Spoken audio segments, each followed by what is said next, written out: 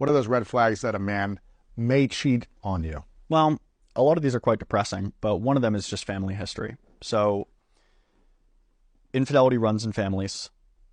There is evidence that it is partially under the influence of genetics, like most behaviors, right? That shouldn't be, a lot of people get up in arms about that, but genes code for proteins and regulatory molecules, and those proteins and regulatory molecules make up and run your brain, right? So it's not surprising that genes have some impact on behavior, and it seems that it has some impact on a person's individual likelihood of pursuing infidelity, right?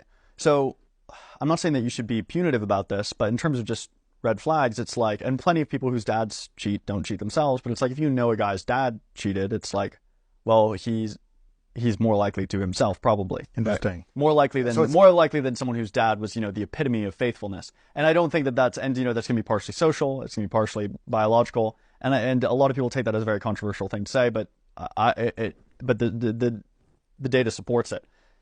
So it's really like, okay, if you've found out that their father cheated, ask them questions about what they think about that. Ask them questions about. It's just a risk factor. Yeah, it's like a risk factor, right? In the same doesn't way mean it's going to happen. It doesn't mean it's going to happen. In the same way that you might, if you found out that that a person's father had schizophrenia, right? They suffered from schizophrenia. You wouldn't say, oh, they're definitely going to be schizophrenic. Sure. You would just say, okay, all else being equal, if I know nothing else about two people and one of them has a family history and one of them doesn't. Watch out for this, yeah. Yeah, that's okay. That. Maybe they're risk. All right, so family history is the first red flag. Second one? Past, frankly, just what is their normal, what are their actual sexual inclinations? So we see there's this concept in psychology known as sociosexuality, which is essentially a person's propensity to engage in uncommitted mating.